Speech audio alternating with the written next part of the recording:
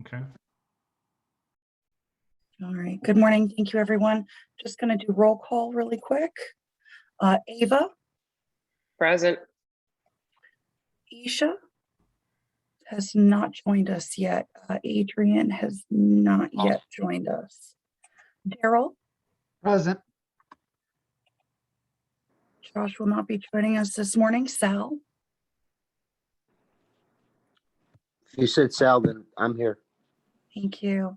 Alex Marcelino has not joined us this morning. Fran and Paul are out today. John, Here. thank you. Mike, Here. thank you. Glenn will not be joining us today. Molly, Here. thank you. And Justin. Present. All right, thank you. So I believe we're one person short of quorum, so we can't vote on anything today. So we'll go through the reports and stuff like that. And if we do have one more member show up, we can officially call it and start voting on things. I'll acknowledge that we have some elected officials here today. We have Representative Porter, Representative Aurora, and Senator Kushner. Thank you all for coming and joining us today. So the next item on the agenda would be to do the minutes, which I guess we can't do, so we'll come back to that. And we'll go right to Andrea Barton-Reeves regarding the update on the claims administration. Good morning, everyone. I just have a brief PowerPoint presentation I'm going to share. So just give me a moment to do that. Excuse me for just a second, Andrea. Adrian Cochran has joined us, and we Okay. now have a quorum. All Great. right, perfect. John, how would you like to proceed? Well, why don't we go back and do the minutes and we'll stay in order. So if we've got is she online and ready to, there she is. Okay, so why don't we go ahead and review the minutes of the July 8th board meeting? Is there a motion to approve, and are there any corrections? Motion to approve. This is Mike. All right, we have a Second, motion. Daryl. We have a second. Is there any discussion or corrections? Hearing none. All those in favor say aye. Aye. Anybody opposed? Any abstentions? That motion carries. Okay, so now we can go back and stay in order, and Andrea, you can do your report. Right. But now my laptop is not cooperating because it will not pull up my presentation. So just give me one moment, because it's just how it always works. Let's see. Why do that? Don't know why it will not show it as a viable option. I may have to ask you to come back to me, John, Okay. because I tried to figure out why it was just here and now it's not, if you don't mind. All right, Andrea, well, do you want me to try and pull it up? Yes, Erin, if you don't mind, that would be great. Thank you. Okay, Amber, can you make sure I can share? Just give me a second to get to it. You're all set, Erin.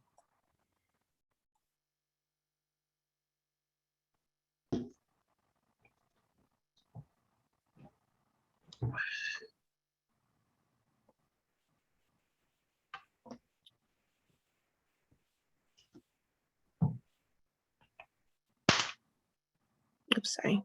Did the wrong thing.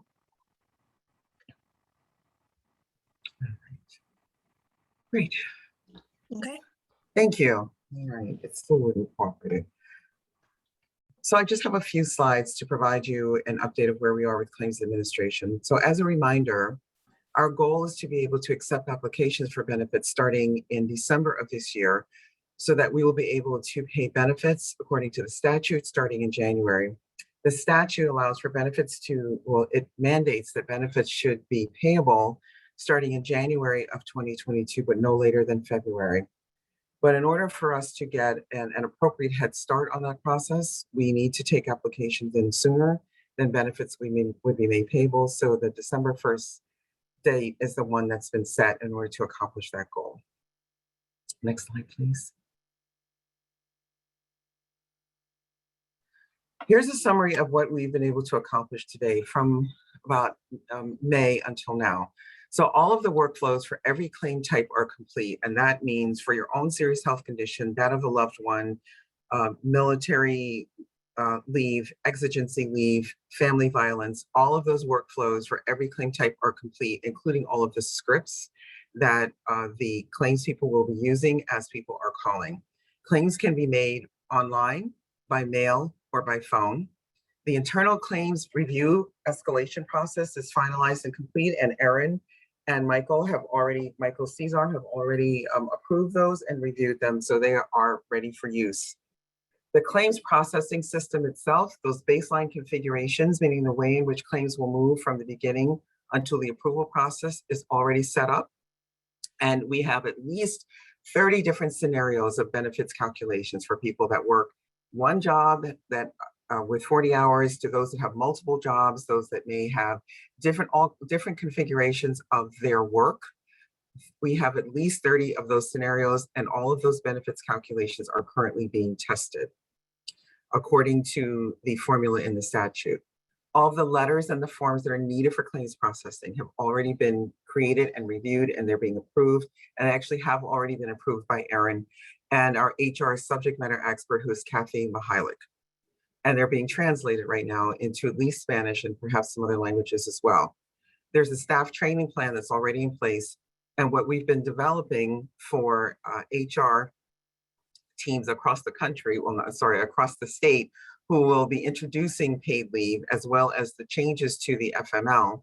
We're creating a toolkit so that HR managers and directors and those that have never had any interaction with family and medical leave, because they have fewer than 50 people or fewer than 75 people based on the federal or the state statutes, will have a very, we think, useful yet succinct toolkit in which we will include salient information around how family and medical leave will work and how paid leave will work in conjunction with that. There's also a small business information and training toolkit that we're putting together, including a webinar series. And we're working through one of our vendors and the Small Business Development Council in order to make that happen. And in addition to that, all of the employee education materials and that webinar series is being planned, and that content is being developed now based on everything that we now know about how the workflows will work and how the claims process will move forward. Next slide. So our next steps is what's left to do between August and November. We'll continue to work on the HR toolkits and the small business outreach campaign, developing our employee education campaign, and continuing with our partner Aflac to hire staff. Staff will be hired now through September and October. As I mentioned in the earlier slide, the training plan has already been laid out, and user testing and plans will also be developed. Actually, they're being developed as we speak, and we will be reviewing those, including the content that we want to have tested and the testing being conducted. In November, we'll continue to do the same things, and with the scheduled date of December to go live for claims intake. That's it. And I'm happy to take any questions that the board has about the process. Are there any questions? I just had a couple of quick ones just about sort of where things were. And so I Sure. know there had been a plan in terms of the forms and materials to get some outside folks about those materials for accessibility and stuff like that. Is that something that's already happened in the process that happens later? Like, where does that fit in the? No, that fits into the process. So we wanted to get them finalized and make sure that Erin, as our counsel, has had an opportunity to review them, and then they'll be reviewed for translation and accessibility, and then translation. Got it. Right. Any other questions? Hearing none, we'll move ahead. Thank you. Looking forward to seeing that all come together. The next on the agenda is update on finance and accounting manual. Erin, that's you. What do you got for us today? Thank you, John. So we posted after the last board meeting, we posted the revised finance and accounting manual in the Connecticut Law Journal for the 30-day comment period, letting people know that if they wanted to have an access the manual, they could email us. Unlike previous policies, we did not have the entire contents of the manual published in the Law Journal, because the manual included lots of screenshots and tables that are necessary to understand it, but aren't translatable into the Law Journal's format. Since July 20th, when it's posted, I've received, so whatever that is, 32 days, I've received one request for a copy of the manual. The public comment period ends on August 20th, and then we'll bring it back to the board for final approval next month. Okay. Thank you. Are there any questions for Erin? Hearing none, we'll move ahead to the next item on the agenda. Thank you, Erin. Staffing update. Andrea, you're back up. And back up. Well, as you know, I think we announced a couple of board meetings ago that Chris Floyd, who was our acting chief operating officer, has taken another role. And since that time, we've also had Andrea Comer take a role with the Department of Consumer Protection. So we do have those two openings. We are drafting the job descriptions now, and those will most likely be posted within the next 2 to 3 weeks, and perhaps sooner. Then, in addition to that, we are in the claims administration and the benefits department. We are adding our quality control folks, and we're also adding our benefits review people. Those postings closed, I believe, this past Monday, and we've received some very robust responses. I think for one of the positions, the quality control lead, we got over 120 applications for that particular job. So we do have people that have a really strong interest in doing this work and working for the authority. And in addition to that, we will be also adding staff to our finance team. So we will have someone who will continue to support Walter Hay, who is our contribution accountant, in making sure that the contributions are accurate. And for those employers who have not yet contributed or have not collected as they should, Walter has a running list of those, and we will be adding to the team that he'll be working with so that we can continue to refine those reports and have more communication with those employers so that they can be aware of their obligation and meet their obligation. So that is essentially where we are. And then finally, as we transition from our relationship with Slalom to moving a lot of that work into the agency, Lori Dixon, who is our IT director, will be adding at least a couple of people to our staff so that we can not only maintain our web portal and our registration, but she can also take on the responsibility of partnering so that we have appropriate oversight of the IT portion of our claims administration. So that's essentially where we are with our staffing update. Very good. Thank you. Are there any questions? Hearing none, we'll move ahead to the next item on the schedule. Thank you. The registration and contribution portal project update. Lori and Jessica. Jessica, I guess you've got a report for us? Yes, thank you very much. Let me share my screen.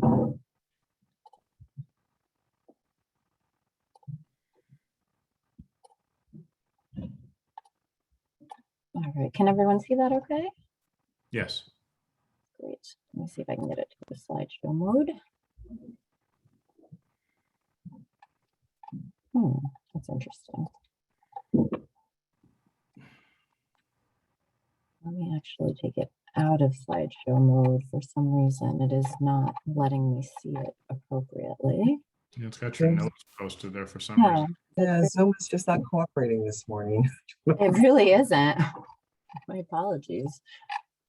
Why is it doing that? All right, let me try to stop sharing and then start again.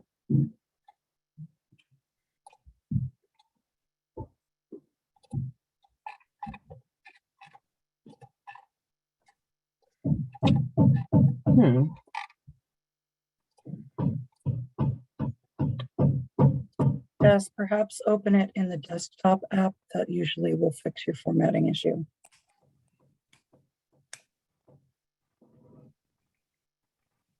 I apologize for this. No matter how much you try to make sure you test beforehand, it never seems to work in the moment. Right. Want us to come back, Jessica? Sure, thank you. I'm opening in the desktop app, but well, actually, I have it open. Let me try again. Hopefully this will work now. Okay. Okay, there we go. That looks better. All right. Excuse me. So our updates on our program metrics As of August 10th, to date, we have 117,752 businesses registered with Connecticut paid leave. Our contributions received or in transit are 204, nearly 204.4 million. And we currently have 351 approved private plans. Of those, 306 are private plans and 45 are self-insured. With private plan applications, we have had 367. As you just saw, 351 were approved, 7 denied, 3 in review, and 6 were withdrawn. The number of employees covered by those 351 private plans are just over 29,000 as of the end of July. For our contact center, we have 407 open inquiries right now. Since September of 2020, we have closed over 21,000. And in terms of our tax accountants and TPAs, we have 1,226 currently registered. Our activities for July and August for the portal program. For the employer contribution portal, we processed Q2 payments and batch processing. Working on an analysis of the amended return process, continuing as mentioned last month with the development of compliance reports for Department of Labor and Department of Revenue Services feeds. And we are continuing with our production and enhancement work. In terms of benefit and claims administration, Andrea just gave a very detailed overview. So we are working on the IT work streams, developing the website content for what our users will see when they go to apply for a claim, and developing the employer registration interface. So I'll now give a quick update of our outreach and engagement efforts. In terms of our email deployments, we did over 565,000 emails in the month of July, which was up slightly from the previous month. Our open rates continue to be very high. So in July, we had almost a 25% open rate. And our top email campaign topics were one that had a 32% open rate was our reminder that the Q2 grace period was ending. So Q2 contributions needed to be made if they hadn't yet. And our email about the catch-up period being extended through the end of third quarter that had a 26% open rate. Our website performance, we had nearly 48,000 unique visitors in the month of July, which accounted for 78,582 total sessions. Of those, we were split pretty evenly between new visitors and returning visitors. On average, people are visiting almost 9 pages when they come to the website, and they're spending an average of about 10 minutes on the site. And we've seen those numbers go up, which is great because we know that people are looking around more on the site and are spending more time there. For our social media update, I apologize that my formatting got a little funny. We know that social media continues to be a very important part of our outreach and engagement, especially as we're moving into this phase to communicate with workers. So to that end, we ran what's called a like or a follow campaign with Facebook and Instagram from mid-June through mid-July. We delivered that messaging in both English and Spanish. And so our current Facebook follower and Instagram follower count from those efforts are up to almost 1,200. Our paid and organic impressions were 72,582. LinkedIn impressions were nearly 1,900. And we had over 1,700 YouTube video views in the month of July. The top one was the Employer's Guide to Connecticut Paid Leave, which was 26% of all of the video views. In terms of the social media approach, we are not only continuing to use that channel to communicate important dates and information, but we are also using it to provide more context about paid leave and the ways that it benefits folks. So some of the different articles and studies that we've shared, the study which revealed the extent to which paid leave is inaccessible for low-income workers. We shared a study which showed that 2/3 of small business owners are in favor of national paid sick leave. We shared another that indicated most US consumers are in favor of paid parental leave. And then yet another showing that paid maternity leave improves the health of new mothers and their babies. We also just completed a summer radio campaign. You can see from the red stars, these are the cities of license of the various radio stations that we use. So you can see that we did have statewide coverage. You'll notice that you don't see stars in kind of the northeast and northwest corners. That doesn't mean that there's not coverage there. There are just not stations that originate from those areas. But we did have coverage through all the areas in the state, and we did both English and Spanish radio commercials. And lastly, just wanted to give you a couple of snapshots of our very first in-person event, which was on July 17th. It was the Windham County Latino Fest in downtown Willimantic. It was well attended. We spoke to a lot of people. It was very instructive in terms of finding out what kind of information people are looking for. And we are about to get kind of into our full swing of events. Our next one's coming up this coming Monday will be in New Haven in partnership with radio station WYBC for a back to school event. And then following that, we will be down in Stamford for a health and wellness expo at the beginning of September. I'd be happy to answer any questions on any of that information. Thank you, Jessica. Are there any questions for Jessica? I just had one quick one, which might not be something you know off the top of your head. It was super helpful to have the number of it looked like about 30,000 employees who are covered by private plans. Do you have any sense of what that is in percentage terms or what the total is? We're trying to figure out how many that is in proportion.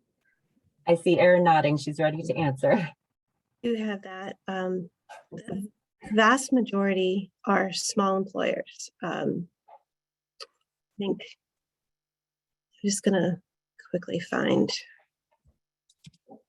when I wrote up the number breakdown.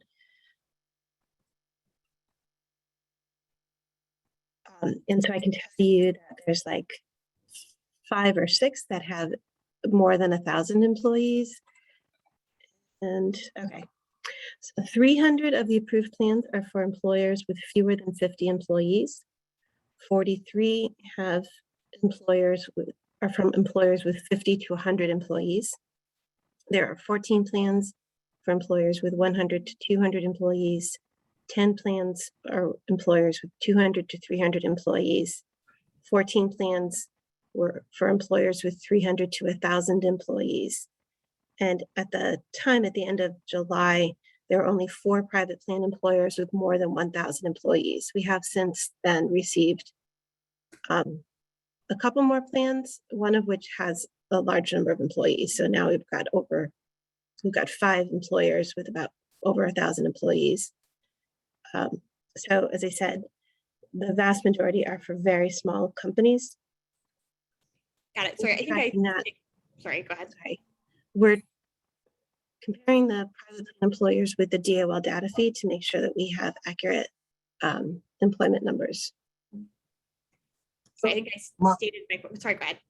You asking, because I actually think Molly's asking it for question. So what's the denominator of the total number of people who are working in the state of Connecticut? So what's that percentage? And actually, I would not even dare to quote that number with the Deputy Commissioner for DOL here, but I'm going to take a guess and say, yes, we think that number is somewhere in the neighborhood of 1.5 million. So it is a tiny, tiny percentage of people who are actually covered by the private plan, as opposed to all of those who would be theoretically eligible for paid family and medical leave. And so, yeah.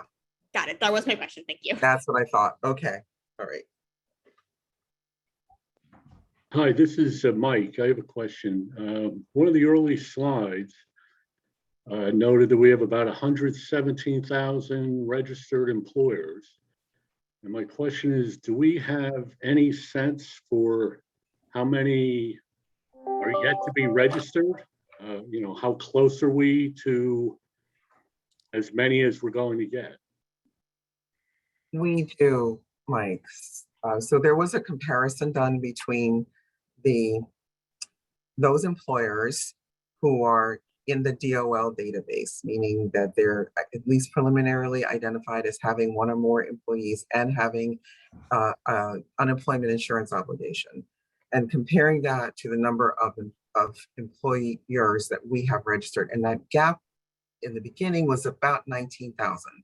So we sent postcards, Jessica and her team sent postcards to every single one of those employers saying, we don't have any record of your registering. If you've already registered, thank you. If you're no longer going concern, just essentially let us know what's going on.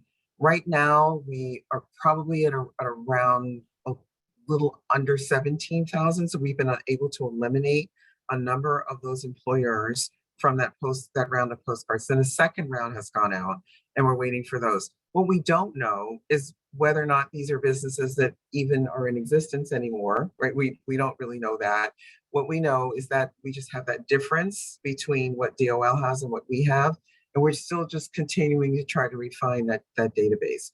And that's really the best that we can do at the moment.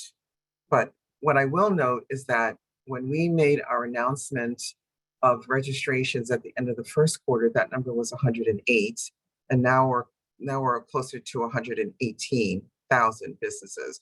So the push that Andrea and Jessica and Nancy, who's new to our team, have been doing to let employers know that they need to register, this is an important thing for them to do, it has resulted, in almost 20,000 more businesses registering in the last 2.5 months. So we'll just continue to keep at it. Okay, terrific. Thank you. Any other questions? I had one more question about the private plans piece. And I did run the numbers, and I think it's 0.02% of Connecticut employees are covered by private plans. So it really is a teeny tiny percentage, in case other folks are wondering. So at this point in time, we have a quite small number of total approved private plans. It sounded like there were, I think, a single digit number that were sort of still in the process. I'm sure we can't predict the future, but is there any reason to anticipate that a bunch more applications would come in, or as far as we know, is this likely to be roughly how many there are when benefits start in January?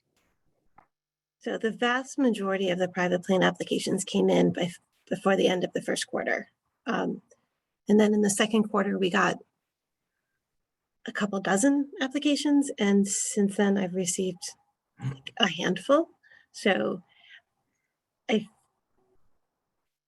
do think that the push to move into a private plan has slowed down dramatically because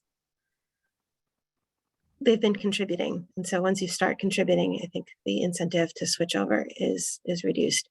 And then the other thing that is somewhat interesting is that just under 10 of the new applications that came in the second quarter were actually from existing private plan employers who switched their insurers.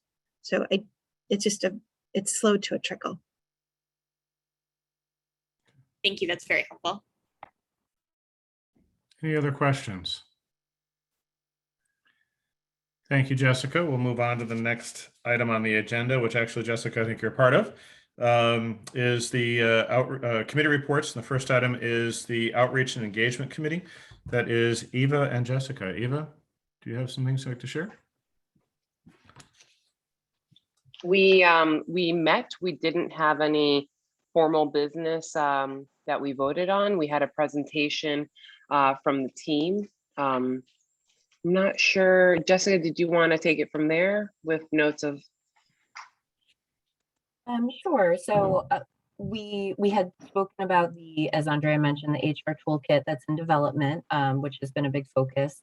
We also have seen that there's quite a need for education on FMLA, as there are so many employers who have not had to deal with that before. So we have been developing what we found to be helpful is short 1 to 3 minute videos that we can then post on YouTube. So we have developed some resources like that, which our Contact Us Center has been directing people to get that information quickly and succinctly. So that was really a big focus of our outreach and engagement committee meeting last month. In addition to just some of the things that we've continued to work on, as Andrea mentioned, continuing to reach out to businesses who are not registered. We did find from our analysis that there were a number of people who showed up as employers that actually are employing domestic or household workers, whether it be nannies or home health aides, et cetera. So we did a specific email campaign to those folks, which we got quite a bit of response from people who just were not aware of their obligation and who wanted to be in compliance and asked how they could do that. So we also have been using our social media to reach out to people who may be employed in those positions and let them know that they should be seeing a deduction from their paychecks, because this is a benefit that will apply to them come January.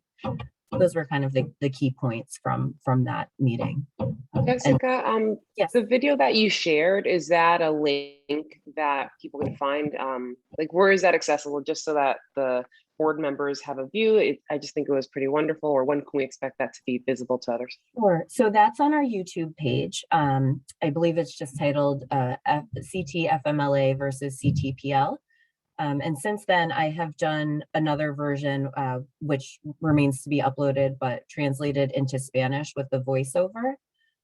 That was, I think, Ava, your suggestion. So that will be posted as well. So because the original one just had music and titles. And so Now I've done I really one. have to see it. So I've done one with the English voiceover and then one with the Spanish voiceover. Any other questions I can answer? Any questions for outreach? I just want to add, in addition to the question that Mike asked, that of the number of employers that had not yet registered, a lot of them were the household workers that had employers of household workers who had absolutely no idea that they actually needed to register. So that's a fair number of people that just really had obviously they had because they're doing the right thing, they have an unemployment insurance obligation that they've been paying and a payroll tax obligation they've been paying, but had no idea that they needed to register. So they're included in that number as well. I think when we discussed that, I mentioned connecting with 1199 just because they have so much outreach already with their scheduled communications plan. And what I'll do is I'll reach out to Jessica off of this call, or I can put it in the chat, the phone number of their executive director, just so you have the direct line. Thank you. That'd be great. Thank you. Any other questions? Hearing none, we'll move ahead. Thank you, both of you. We'll move ahead to finance and audit. Paul is on vacation this week, so we are going to have Dave Marcone do the report. Dave, you are up. Thank you, John. Good morning, everybody, and thank you for joining us this morning. I'm going to share my screen. Can everybody see it? Yep, we can see it. Thank you for the feedback, John. Appreciate that. Okay, so this morning we're going to talk about the results at the CTPL for the month of June. We'll talk about where we are cumulatively through June. We'll share we'll share our information about the bond funds, where most of the spending happens, give you an update on our contribution activity and a preview of the expenses for the month of July. So for the month of June, our expenditures were just under $2.4 million, and we were under budget for the quarter for expenditures by $3.3 million. And including the money that we had set aside for operating reserves, we were still ahead of the game for the quarter by $1.1 million. So what did we spend during the month of June? From the bond funds, we had spent $883,000 on the employee contribution system, getting it to final stage, $99,000 on our portion of the chatbot initiative. We had spent $753,000 to Slalom for support of the employee contribution system, and another $273,000 for salaries, benefits, and taxes. $284,000 for our support teams. That's 2 months of support to United Way that we actually paid in the month of June. And those were the significant expenditures that made up the almost $2.4 million for the month of June. Cumulatively to date, we have spent over $13 million at CTPL, including the amount of money that we had set aside, that we had contributed to operating reserves. for expenses, again, we were ahead of the game, and we are by almost $13 million. And that is because of we spent less from bond funds than we had originally budgeted at the beginning of the year. So through the end of June to date, we've spent $7.7 million on the employee contribution system, 99,000 on chatbot, like I said. Salaries, benefits, and taxes were almost $2.1 million. Another $1.2 million for our support teams, 757,000 for support for the employee contribution system, and $375,000 on outreach. Those are the major categories and make up about 94% of the spending at the authority. Talking about bond funds, we have $12.2 million allocated. We have spent $7.8 million of that so far, most of it on the employee contribution system and a little less on chatbot. We have $4.4 million that remains. We originally thought that we would spend most of this money this fiscal year. Obviously, we did not, and that will spill over into the next fiscal year, where we do intend to use it as we finish up the build on the contribution system, pay for the benefits claims, and pay for the work on the benefit claim system. Moving on to contributions, hold on. Oh no, you're freezing up. No. I'm just,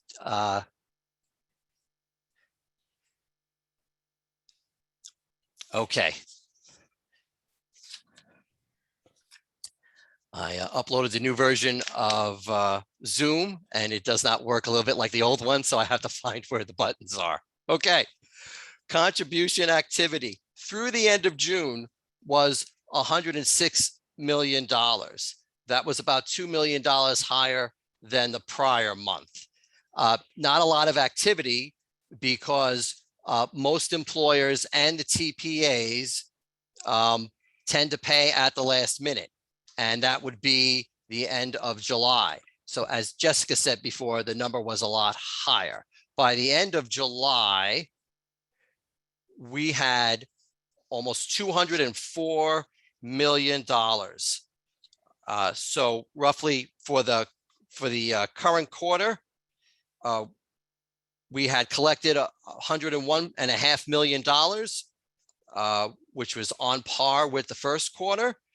And like Jessica had indicated, our contributions as of August 10th, the latest date that's available, are $204.4 million. So once the payments are due, the contributions do trickle down slowly until the end of the next quarter, when everybody likes to pay at once. As far as expenditures for the month of July, we had spent $774,000. And again, the usual typical categories. We had paid $453,000 in salary, benefits, and taxes. That was for 3 pay periods in the month of July, because we get paid every 2 weeks. So on a cash basis, this was the one of the 2 months of the year that we get 3 pay periods. United Way support was $120,000. We paid for our professional and cyber liability insurance annual premiums for the year. And so those were the major categories of expenses that we did have for the month of July. Those are the numbers for June and the preview of July. I will let everybody know that the audit is proceeding and is in very active mode right now. If there's any results from the audit that produce any adjustments or anything to the period ending in June, we will let everybody know what those adjustments were and show you what they were accordingly. That's my presentation. Does anybody have any questions? there any questions for Dave? Hearing none, we'll go ahead and move ahead. Amber, how are we doing on attendance? I have need to step off 15 minutes earlier than I thought I needed to. If I step off, is that going to mess up the quorum? I don't believe there's anything else we need to vote on other than adjournment. Is that correct, Andrea? Exactly. Yeah, we'll be fine, John. Okay. Daryl, do you mind taking over? Not at all. Thank All you. right, And thank you. Thank you, everybody. take care. Okay, next on the agenda is the Policy and Personnel Committee. So I'll be reporting out on that. The Policy and Personnel Committee met last month. The authority shared the draft private plan documents consisting of the draft insurance policy form, a checklist to be submitted with that form to CID, and a revised version of the private plan policy and procedures. That last document includes a template for self-insured plans, a revised plain language guide, and updated procedures relating to the life cycle of private plans from creation to termination. The Policy and Personnel Committee has been asked to provide feedback to the authority so that they can incorporate that feedback into the versions of the documents that will be presented to the board as a whole in September. If any other board member would like to review the documents, Aaron will send the documents to you. Any questions or comments? Excellent. The next on the agenda is our CEO report. Andrea. Good morning. Well, as is the case with every meeting, my extraordinary staff has left me very little to report, and that's fine. They really are incredible. But the one thing that I will mention is that we have been asked to partner with NASHP, which is the National Academy for State Health Policy. And their focus at the moment is making sure that the more vulnerable populations of the state have access to benefits and their caregivers have access to benefits, and that they can let more of those caregivers know that paid leave is an option that's available to them as they're caring for their loved ones. So Jessica and other members of our team and I will be meeting with some representatives of NASHP soon so that we can incorporate the information that they'd like to have communicated into our outreach and engagement efforts and materials so that it can go to a much wider audience, particularly the caregiver audience, which is not one that we've had an opportunity to really focus on. So we're excited about that partnership and we think it will go well. Other than everything that my team has already reported on, I didn't have anything else in particular to share unless anyone on the board has any questions for me.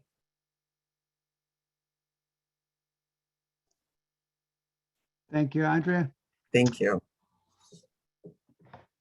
Next on the agenda is any old business.